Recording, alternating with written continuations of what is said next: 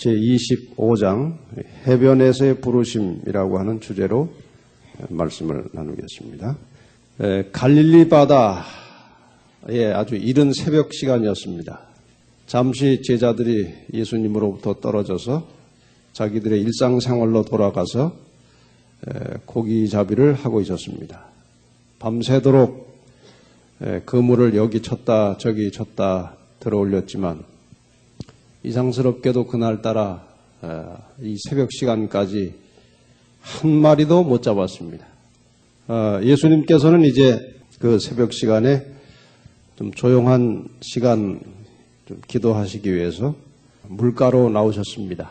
예수님은 늘 그 군중들로부터 시달리고 또 피곤하시기 때문에 한적하게 조용한 시간을 별도로 만들지 않으면 시간을 낼 수가 없었습니다. 그래서 그 새벽에 해변가에 나갔더니 제자들이 이제 그런 경험을 하고 있었습니다. 근데 어떻게 소문을 들었는지 이른 새벽부터 사람들이 예수님 주변으로 모여들기 시작했는데 뭐 얼마 시간이 안 되는데 아주 많은 사람이 그 해변가에 또 예수님 말씀 듣기 위해서 또 병 고침 받기 위해서 그렇게 모여들었습니다. 그래서 예수님께서 그 제자 베드로에게 했는지 누구에게 했는지 배를 좀 이렇게 좀 저쪽으로 띄우자 하고 이제 예수님께서 배에 오르셔서 이렇게 조금 이렇게 물 쪽으로 들어가셨습니다. 그럼 사람들이 거기까지 못 따라 들어올 테니까 그래서 이제 저쪽 조금 떨어진 물가에서 배에 앉으셔서 이 청중을 향해서 말씀을 이제 전하시기 시작했습니다. 제가 고등학교 때 기숙사 있을 때 그 어느 한 목사님이 저희가 그때 안식일마다 저녁에 이제 일몰 예배를 드리는데 다들 예배 시간에 호수로 다 올라오라고 했어요. 그 목사님 설교 시간에. 호수로 올라갔더니 그 삼육동 그 호수에 그 전에 그 뭐라 그러나 드럼통 있죠. 그 양철로 된 드럼통을 세 개인가 연결해가지고 배 비슷하게 만들어 놓은 게 하나 있었어요. 여기 나무 판자리를 깔아놓고. 그 위에 올라가서 설교를 하시더라고요. 그 호수에 그걸 띄워놓고 그 위에 올라가서 설교를 하시는데 그 참 인상적이었어요.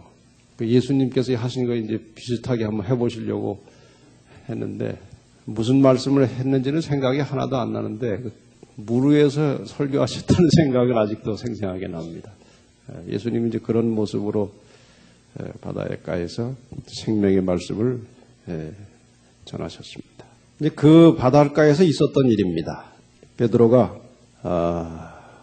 고기를 한 마리도 잡지 못하게 되었을 때에 인생에 대해서 아주 회의적인 생각이 났어요. 야, 이거 사는 게 뭔가 이거. 꼭 이렇게 살아야 되나? 그런 생각이 들었어요. 여러 생각들이 이렇게 겹쳤습니다.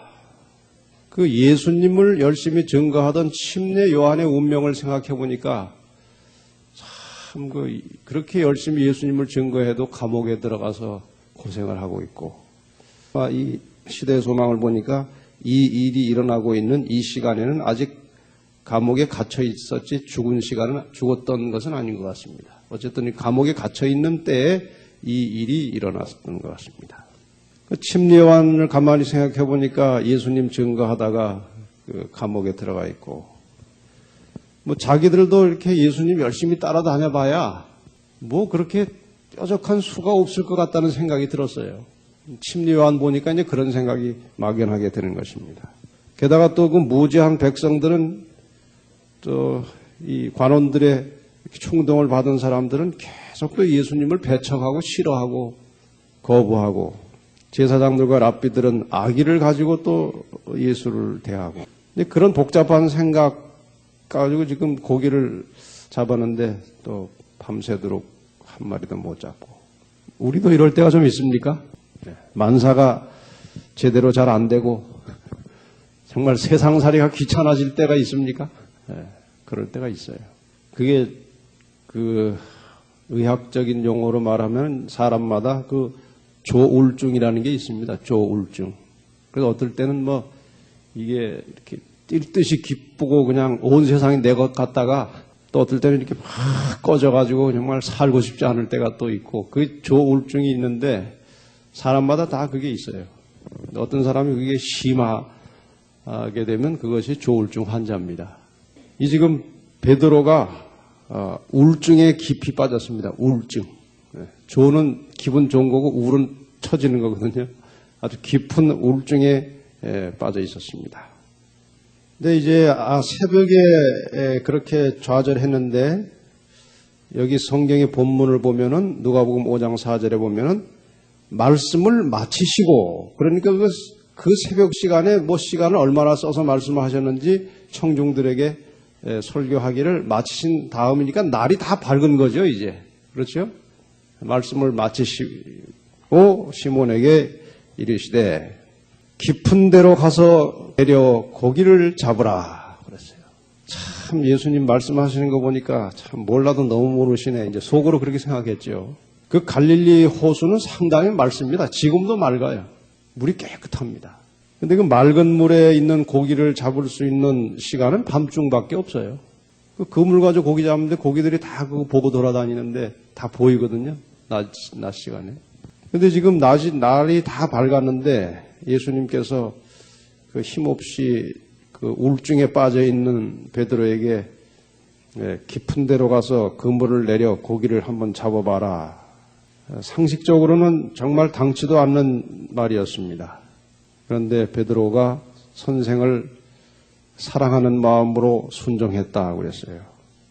누가복음 5장 5절에 어떻게 답이 나옵니까? 선생이요, 우리들이 밤이 맞도록 수고를 하였을 때 얻은 것이 없지만은 말씀에 의지하여 내가 그물을 내리리이다. 이때 이 그물을 내리는 베드로의 심정이 어떠했을까를 좀 생각해 봅니다. 그 앞에 선생을 그 사랑하는 마음으로 순종했다고 했거든요. 시대소망에 보면. 근데 베드로가 그럼 그물을 내릴 때에 별로 하고 싶진 않은데 선생님이 하라고 하시니까 그냥 고기가 잡힐 리는 없다 하고, 그러나 시키니까 말은 들어야지 하고 집어넣었을까요? 아니면 혹시 그동안 그 하신 일을 보니까 기적도 행하시고 여러 큰 일들을 행하셨는데 아마 여기서도 혹시 고기가 잡힐지도 모른다는 반신반의하는 생각을 가지고 넣었을까요? 아니면 정말 주님께서 말씀하셨기 때문에 틀림없이 고기가 많이 잡힐 것이다 하고 믿음을 가지고 넣었을까요? 저도 여러 번 생각을 했는데 정답이 잘 생각이 안 나더라고요. 그런데 이 말씀을 보니까 믿음을 가진 것 같아요. 말씀에 의지하여 내가 그물을 내리리이다. 말씀에 의지하여 내가 그물을 내리리이다. 그리고 순종했습니다. 예수님께서 하라고 하시는 대로 순종했습니다. 결과가 어떻게 됐습니까? 고기가 얼마나 많이 잡혔는지 그물을 들어 올릴 수가 없었어요. 들어 올리자니 찢어질 것 같아서요, 이 그물이. 정말 예상치 못한 결과가 나타난 것입니다. 근데 이런 가정을 또 해보십시다. 만약에 베드로가 글쎄 지금 이 시간에 잡힐까 하고 약간 의심하면서 그물을 내렸다고 가정해 보십시다. 그래도 고기가 잡혔을까요? 그랬으면 안 잡혔을까요? 어떻게 생각하십니까? 혹시 잡힐 리는 없는데 그냥 시키니까 순종해야지 하고 이제 내렸을 경우에 그 많은 고기가 잡혔을까요? 안 잡혔을까요? 저는 잡혔다고 생각합니다. 여러분, 하나님 말씀이 조금 미심쩍어도 말씀을 의지하여 순종하면 결과는 나타나는 것입니다. 여러분, 말씀에 정말 순종하는 믿음을 가지시기를 바랍니다. 이 말씀을 순종하고자 하면 그 말씀하시는 분에 대한 신뢰감이 있어야 됩니다. 그렇죠? 말하는 분에 대한 신뢰감이 없이는 그 말을 그렇게 쉽게 들을 수가 없습니다. 더군다나 상식에 맞지 않은 말을 들을 수가 없어요. 그래서 우리 그리스도인들은 말씀으로 사는 사람들입니다. 그래서 항상 하나님의 말씀과 많은 접촉이 필요합니다. 말씀을 자주 많이 대하면 대할수록 하나님께 대한 신뢰감이 생깁니다. 우리가 얼른 질문하면 하나님 살아계십니까? 하고 질문하면 머리로는 예 하고 대답을 합니다만 그 하나님의 살아계심을 실감하고 사는 사람들은 많지 않아요. 그런데 하나님의 말씀을 깊이 자주 읽으면 하나님의 살아계심을 실감하고 느낄 수 있게 돼요. 저도 아침에 이렇게 예언의 신을 한 몇 장 읽으면 거기에 이게 몰입이 되면 정말 하나님이 생생하게 살아계심을 아주 뼛속 깊이까지 이게 느껴와요. 살아계셔요. 우리가 머리로만 하나님이 살아계신다고 인정할 것이 아니고 우리의 심정으로 우리의 느낌으로 하나님이 이렇게 체험할 때에 하나님께 대한 신뢰감이 생기고 또 하나님의 뜻이 무엇인지 분별할 수 있는 분별력이 생기고 순종할 수 있는 마음이 생기는 것입니다. 우리가 아까 제가 조울증에 대해서 말씀을 드렸는데 여러분이 우울증이 자주 올 때에 어떻게 살고 있는지를 한번 이렇게 살펴보세요. 틀림없이 기도와 말씀으로부터 멀어져서 자기의 의지와 자기의 힘을 가지고 살아왔을 것입니다. 우리 그리스도인은 자기 의지와 자기 힘을 가지고 살아가게 되면 반드시 우울증에 걸리게 되어 있어요. 우리가 기도를 자주 많이 하고 하나님의 말씀을 늘 가까이서 접촉하고 그 말씀을 깨닫게 되면 이 우리의 현실적인 생활과 때로는 죽음을 초월할 수 있는 그런 안정감이 생깁니다. 아주 마음이 편안해지고 매사에 자신감이 생기고 살아갈 맛이 나고 여유가 생깁니다. 그런데 이 생명의 말씀으로부터 멀어지면 우리의 삶은 여지없이 밑으로 떨어지게 되어 있어요. 이 결과에 대한 베드로의 반응은 베드로다운 것이었습니다. 베드로는 인간적으로 여러 가지 성급하고 실수를 많이 하지만 그 내심에 아주 감동을 자주 깊이 받아요. 그리고 그냥 감동받으면 그냥 한바탕 또 뛰어보고 말이에요. 속에 그 단순함이 있었어요. 성경을 보면 하나님께서는 이렇게 생각이 복잡한 사람보다는 좀 이렇게 단순하고 이렇게 직선적인 사람을 하나님이 잘 쓰시는 것 같아요. 다윗도 그렇습니다. 다윗도 아주 단순한 사람이에요. 뭐 이렇게 죄악적인 생각이 나서 죄를 지었다가도 또 지적을 받으면 그냥 금방 뉘우치고 막 눈물을 펑펑 흘리고 아이고 내가 잘못했습니다 하고 또 잘 살려고 또 열심히 노력을 하고 베드로가 이제 말씀에 의지해서 그물을 내려서 많은 고기를 잡게 되었을 때에 고기에 대한 관심은 하나도 없어졌습니다. 고기는 뭐 쳐다보고 싶지도 않았어요. 만물을 지배하시는 예수님을 발견하게 되었습니다. 참 이거 내가 어부 생활 1, 2년 하는 것도 아니고 내가 이 고기잡이엔 그래도 전문가인데 내가 그 그물을 어디다 뭐 깊은 데 내리라고 할 때는 속으로 아마 그 선생은 목수 출신인데 무슨 고기 잡는 걸 나한테 지금 이래라 저래라 하시오. 아마 그런 마음을 가졌었는지도 몰라요. 그런데 어쨌든 말씀에 의지해서 그물을 내렸을 때 일어난 그 엄청난 결과를 보면서 이 베드로는 정말 이 모든 천지 만물을 지배하시는 예수님을 체험적으로 발견하게 되었습니다. 시대의 소망 246페이지에 이렇게 기록하고 있습니다. 신성의 임재하심이 자신의 부정함을 드러내었다. 그의 선생에 대한 사랑, 자신의 불신에 대한 수치, 그리스도의 겸비에 대한 감사. 그러나 무엇보다도 무한히 순결하신 분 앞에서 자기는 깨끗지 못하다는 느낌 등이 그를 압도하였다. 참 그 고기가 그렇게 잡힌 것을 보고 이제 고기에 대한 관심은 없어지고 이 속에 참 망감이 교차하는 것입니다. 참 정말 선생님 사랑하고 싶고 사랑이 느껴지고 그동안 고기 잡으면서 침례요한 보니까 참 이게 할 일이 못 되는 것 같다. 그런 가졌던 생각들. 또 예수님의 참 볼 때마다 아주 온유하고 겸비하신 그 주인, 그 선생에 대한 또 감사한 마음. 이런 것들이 속에서 일어나는데 가장 강렬하게 그를 압도한 생각은 자기는 죄인이라는 것입니다. 그 순결하신 분 앞에 선 자기는 죄인이라는 사실을 깊이 깨닫게 되었습니다.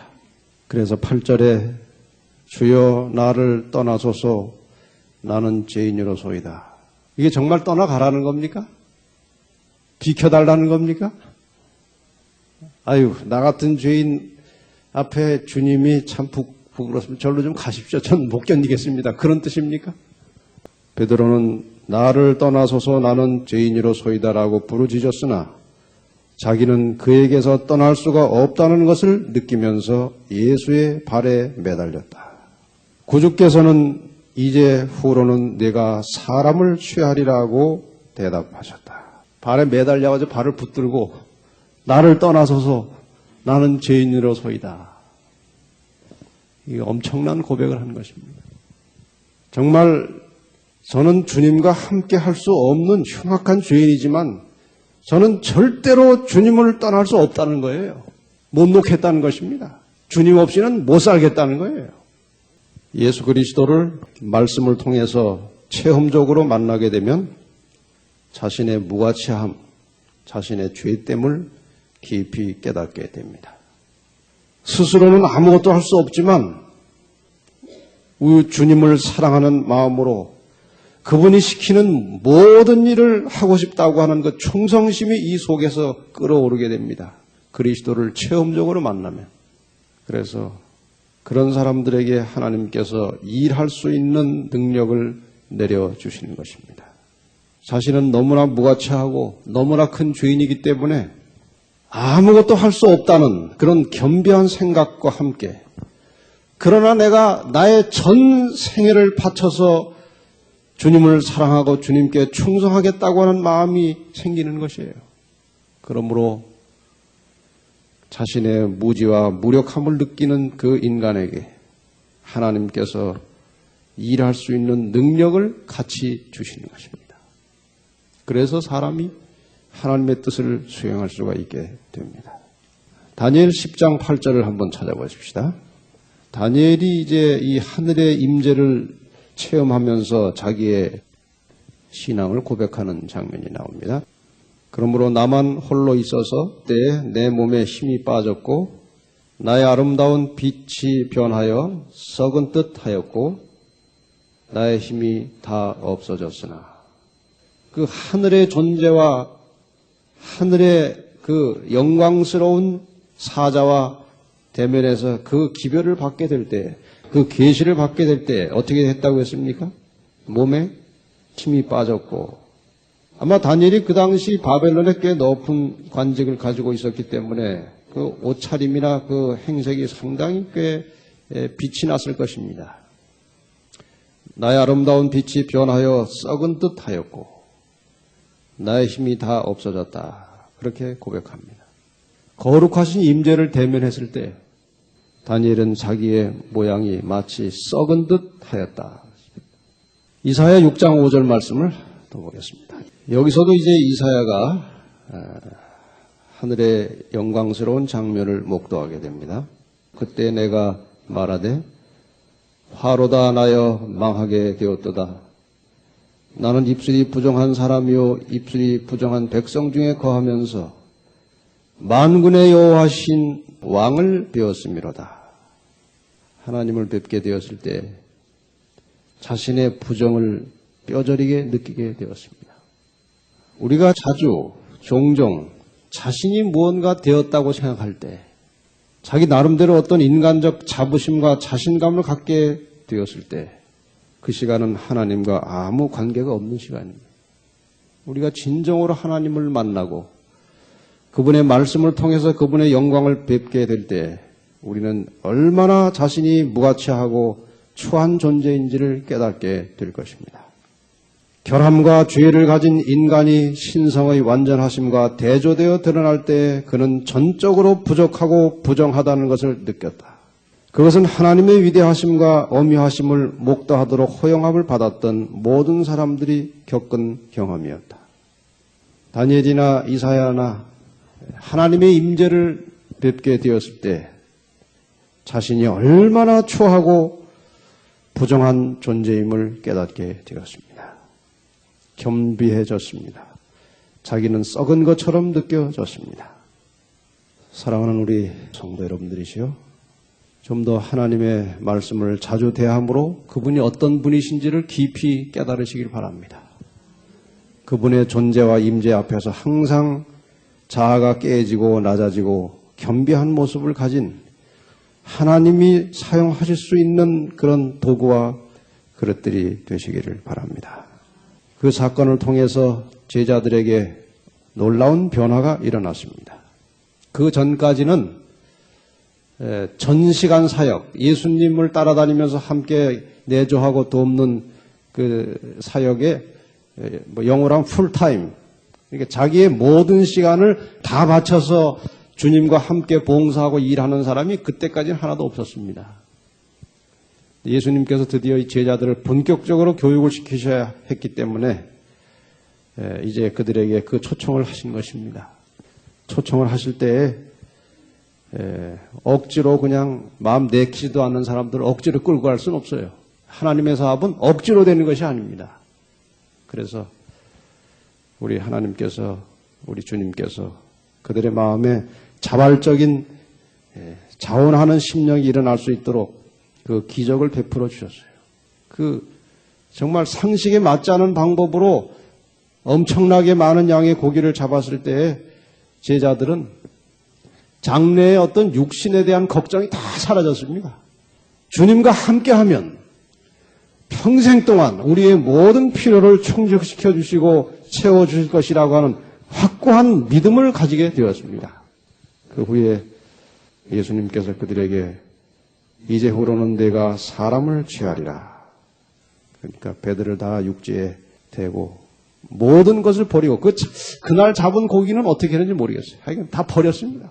배도 버리고 고기도 버리고 예수님께서 따라오라고 하는 대로 같이 따라 나섰습니다. 마태복음 4장 19절에는 내가 너희를 사람 낚는 어부가 되게 하리라 고 말씀을 하셨습니다. 시대의 소망 249페이지 보면 저를 부르는 모든 사람에게 부요하신 분께서 주라 그리하면 너희에게 줄 것이니 곧 후히 되어 누르고 흔들어 넘치도록 하시겠다고 말씀하셨다. 예수께서 이런 방법으로 제자들의 봉사에 보상하셨다. 그러므로부터 우리 같이 한번 읽어보십시다. 시작. 그러므로 하나님의 사업에 바쳐진 모든 희생은 그 은혜의 지극히 풍성함을 따라 보상될 것이다. 우리가 신앙을 하면서 사실 인간적으로 보면 희생을 많이 합니다. 그렇지 않습니까? 재정이나 시간이나 노력이나 여러 면에서 주님을 위하여 희생을 합니다. 어떤 사람은 분에 넘치게 많이 하기도 하고 어떤 사람은 더 할 수도 있는데 좀 덜 하는 사람도 있고 다 다르지만 어쨌든 희생을 합니다. 우리가 주님을 위해서 희생을 많이 하면 할수록 그분에 대한 애정은 더 커질 것입니다. 그렇지 않습니까? 시간을 많이 들이고 공을 많이 들이면 들일수록 그분에 대한 애정은 커지는 것입니다. 여러분, 자기가 낳은 아이에 대한 사랑과 다른 사람이 낳은 아이에 대한 사랑이 같아요? 달라요? 같을 수가 없습니다. 10달 동안 입덧을 해가면서 온갖 이 신체적 고통을 느껴가면서 정말 남자는 상상도 어떻게 할 수 없는 해산의 고통을 겪어가면서 그냥 어릴 때부터 잠시도 떨어질 수 없는 그 관계 속에서 키워놓은 그 아이에 대해서 왜 그렇게 애정이 갑니까? 자기의 많은 것을 투자한 것이에요. 희생한 것입니다. 칼슘이 내 몸의 양분이 다 그 아이에게 들어간 거예요. 그 아이를 위해서 많은 시간과 재정과 노력을 투자하는 것입니다. 거기서 생기는 애정은 뗄 수 없는 애정이에요. 우리 주님을 위하여 좀 더 충분히 헌신하시기를 바랍니다. 제가 우리 교회가 종종 이제 헌금도 하고 또 어떤 특별한 시간도 갖고 또 집회도 계획하고 또 봉사도 요청되고 합니다. 근데 어떤 분들은 정말 분에 넘치게 크게 희생하는 분들이 계신가 하면 어떤 분들은 그렇게 선뜻 희생하는 게 훈련이 안 된 분이 계세요. 우리가 어떠한 모양으로 희생하고 헌신하든지 여기 말씀하신 대로 그 은혜의 지극히 풍성함을 따라 보상될 것이다. 보상을 혹시 나중에 못 받는다고 할 망정 우리는 이미 현실적인 삶을 통해서 그리스도 안에서 충분한 보상을 받고 있는 사람들 아닙니까? 이게 얼마나 멋있는 생활이에요. 그리스도 안에서 진리 안에서 이렇게 이 형제와 함께 더불어 사는 이 삶이 어디 가서 이런 삶을 맛보겠습니까? 주님을 위해서 아낌없이 희생하고 헌신하는 종들이 되시기를 바랍니다. 제자들이 그렇게 희생과 헌신을 바쳤듯이 오늘도 우리 주님께서 그렇게 헌신하고 희생할 수 있는 일꾼들을 찾으십니다. 우리가 비록 주님의 사업을 한다 할지라도 우리 스스로의 힘으로 그 일을 하는 것은 아무런 가치도 없을 뿐만 아니라 결실이 없어요. 주님을 떠나서 주님의 일을 할 때 결실이 없습니다. 혹시 결실이 생기면 그것도 문제입니다. 주님을 떠나서 주님의 일을 한 후에 혹시 결실이 생기면 자기 자랑할 수밖에 없습니다. 왜? 주님 없이 자기가 했으니까. 그러나 성공을 할 수도 없습니다. 절망한 제자들 옆에 주님이 함께 하셨을 때에 거기에 큰 성공이 있었고 기쁨이 있었습니다.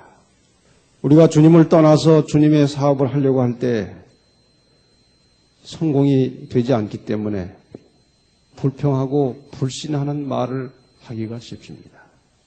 우리가 그리스도인 생활을 하면서 결국 둘 중에 하나입니다. 항상 감사하고 기쁜 마음을 하든지 아니면 항상 불평이 있고 불신과 불만이 있든지 그런 심정이 사람들에게 다 양단 간에 하나가 있어요. 여기 말씀하시기를 시대소망 249페이지에 영혼을 낙담하게 하는 것은 사단의 일이요 신앙과 소망으로 고무시키는 것은 그리스도의 일이다.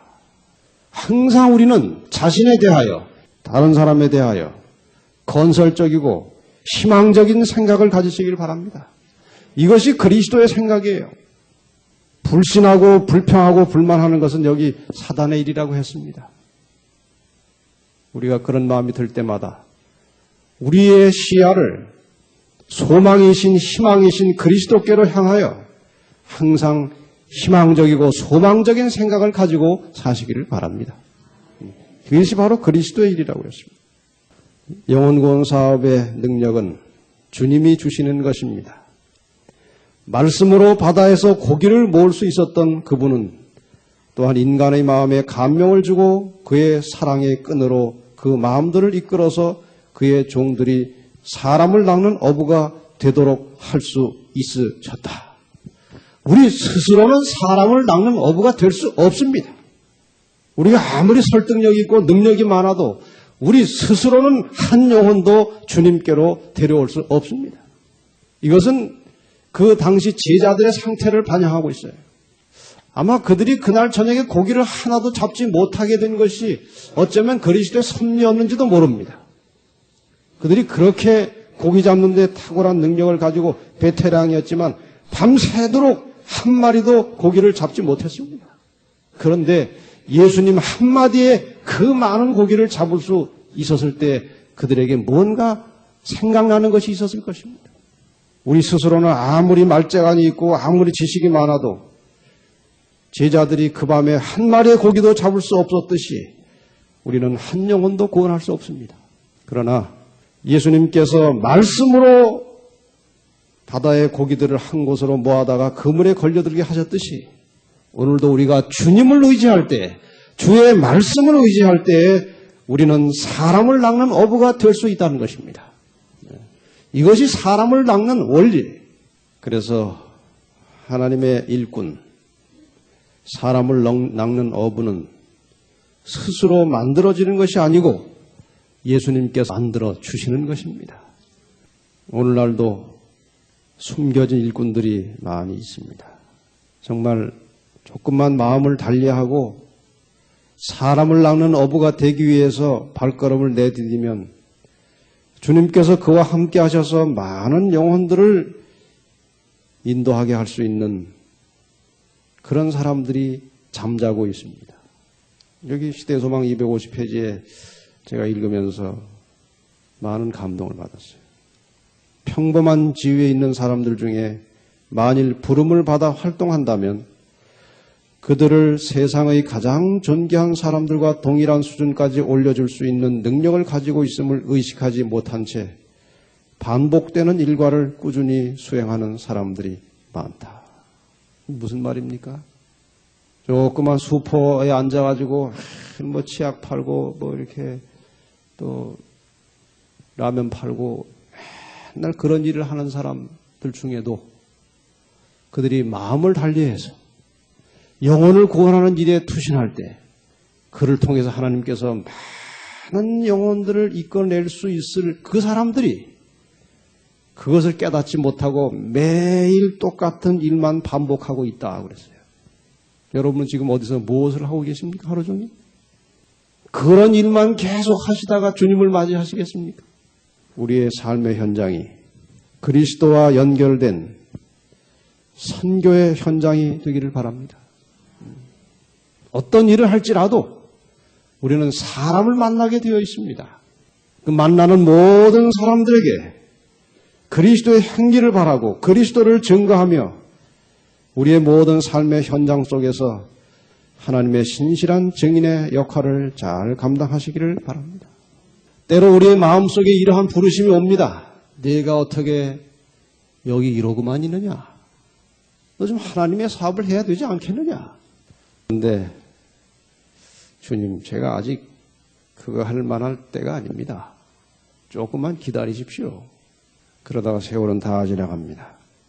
여기 이런 시가 있어요. 내게 편리한 시간. 제목이 그겁니다. 나의 방문을 크게 두드리시며 얘야 나를 따르라고 주님이 말씀하셨다. 그러나 상큼한 아침이었고 내 마음이 명랑했기에 환락의 길에서 잠시 놀다가 아침이 지나면 가겠어요 라고 대답했다. 문에서 오랫동안 참고 기다리시며 얘야 나를 따르라고 주님이 다시 말씀하셨다. 회색빛 그늘이 드리워지고 밤이 가까워졌기에 인생의 기쁨이 달콤하고 친구들이 사랑스러우니 밤이 깊어지면 가겠어요 라고 대답했다. 짙은 어둠 속을 걸어가시며 얘야 나를 따르라 하고 주님이 외치셨다. 밤이 되었지만 아직 새들이 있었기에 산기슭에서 기다리세요. 세상이 다 잠들고 나면 가겠어요 라고 대답했다. 주님 이제 갑니다. 마침내 내가 외쳤다. 당신이 원하시는 곳에서 일하기에는 너무 지친 마음으로 당신이 오랫동안 부르셨지만 난 이제서야 갑니다. 그러나 그의 눈은 희미해지고 기력이 쇠해서 십자가에 달리신 주님을 더 이상 따라갈 수 없었다. 이것이 생각 없이 되는 대로 사는 사람들의 인생입니다. 계속해서 뭔가 양심의 소리는 들려오지만 이런저런 현실적인 생각 때문에 자꾸 미루어집니다. 이런 핑계 저런 이유가 자꾸 생겨나고 미루어집니다. 그러다 보니까 시간 다 가고 또 나이는 들고 일하려고 하다 보니까 이제 기력은 다 빠지고 주님께서 부르실 때 지체 없이 그분에게 굴복하여 그분을 따르는 그런 믿음을 가지시기를 바랍니다. 여기 그전에 대총회장을 지내신 피얼슨이라고 하는 아주 그분은 경건한 목사님이셨습니다. 여기 주님께 굴복한다는 의미가 무엇인지, 정말 주님을 나의 주인으로 모시는 것이 무엇을 의미하는 것인지 이렇게 설명을 합니다. 우선 그 정의는 외부에서부터 도움이 오지 않으면 유혹과 시련을 직면할 때 우리가 전혀 대처할 수 없다는 사실을 깨닫는 것, 이것이 굴복이라고 했습니다. 다시 말씀드리겠습니다. 굴복이란 외부에서부터 도움이 오지 않으면 유혹과 시련을 직면할 때 우리가 전혀 대처할 수 없다는 사실을 깨닫는 것. 무슨 말씀인지 이해가 가시죠? 굴복이라고 하는 것은 하나님이 나를 돕지 않으면 나는 아무것도 할 수 없다는 것을 깨닫는 것이 굴복이라고 그랬어요. 그리고 이렇게 기록을 그 밑에 해놨습니다. 우리는 무릎을 꿇고 외친다. 주님, 나는 피곤합니다. 나는 투쟁으로 지쳐있고 마귀의 장난으로 고뇌있고 좌절과 패배로 힘이 빠졌습니다. 수많은 실수를 저지른 후에 또 시작하자니 피곤하군요. 가면을 쓰고 다니는 것도 피곤하고 내 마음속에 투쟁과 악한 생각과 이기심과 죄가 있는데도 교인들 앞에서 나는 아무렇지도 않은 양 하는 것도 지쳤습니다. 나는 앉으면 듣고 떠나면 잊어버리는 고질적인 증세에도 실증이 났습니다. 교회 왔다가도 내 생활에는 변화가 없습니다. 내 속에 전쟁이 벌어지는데 얼굴에 미소를 짓고 평화스러운 말을 하는 것도 이제 지쳤습니다. 예수님이 아무렇게도 야단도 안 치셨는데 스스로 지치는 거예요. 스스로. 교회에서 예배 드리고 가는데 뭐 되는 건 없고 하는 것도 없고, 그러니까 스스로 지쳐요. 스스로. 주님, 저는 나름대로 먼 길을 애써 왔습니다. 그런데 저는 항상 싸움에 지는 편입니다. 포기합니다. 항복합니다.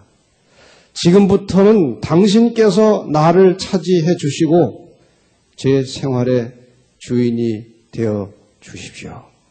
해보려고 해봐야 아무것도 되는 것이 없습니다. 주님. 정말 아무것도 되는 것이 없으니 주님이 저를 완전히 포로로 만드셔서 주님이 저를 다시 만들어 주십시오. 이것이 주님께 항복하는 것입니다. 이것이 주님께 굴복하는 것입니다. 그 교재 뒷부분은 여러분이 좀 잘 읽어보시고요. 끝으로 교회 증언 1권 160페이지에 있는 말씀을 보고 마치겠습니다. 그 무조건적인, 예수님께 대한 이 무조건적인 항복에 대해서 이렇게 기록합니다. 하나님의 강권하시는 사랑을 느끼는 자들은 하늘의 보상을 받기 위해 최소한 무엇을 해야 하는지 묻지 않는다. 구원을 위해서 최소한 무엇을 해야 됩니까? 그런 것을 묻지 않는다는 거예요. 최소한을 묻지 않는다는 거예요. 그들은 최하위 수준을 묻지 않고 그들의 구속자의 뜻에 완전히 일치하기를 목표한다. 열렬한 소망으로 그들은 모든 것을 바친다. 그리고 그들이 추구하고 있는 대상의 가치에 부합하는 정도의 열성을 나타낸다. 그 대상은 무엇인가? 불멸, 곧 영생이다. 지금 우리가 추구하는 목표 대상이 무엇입니까? 영생입니다. 불멸의 몸을 입는 것입니다. 여러분, 그 일을 위해서 최소한의 일을 하기를 원하십니까? 그 불멸과 영생을 얻기 위해서 정말 하나님께 굴복된 사람들은 최선을 다해서 정말 하나님의 뜻에 일치하고자 하는 열렬한 열망을 가지고 부지런히 힘을 다해서 주님 가신 길을 따라간다는 것입니다. 최소한의 길을 따라가는 게 아니에요. 그 영생과 불멸이라고 하는 그 엄청난 것을 추구하는 사람으로서 최고를 추구하는 것이지 최소를 추구하는 것이 아니라는 것입니다. 로마서 8장 17절 말씀을 읽고 마치겠습니다. 자녀이면 또한 후사, 곧 하나님의 후사요. 그리스도와 함께한 후사니 우리가 그와 함께 영광을 받기 위하여 고난도 함께 받아야 될 것입니다. 우리가 받아야 될 영광은 불멸, 영생의 영광입니다. 그것을 위해서 받는 고난은 기껏해야 일시적인 죽음뿐입니다.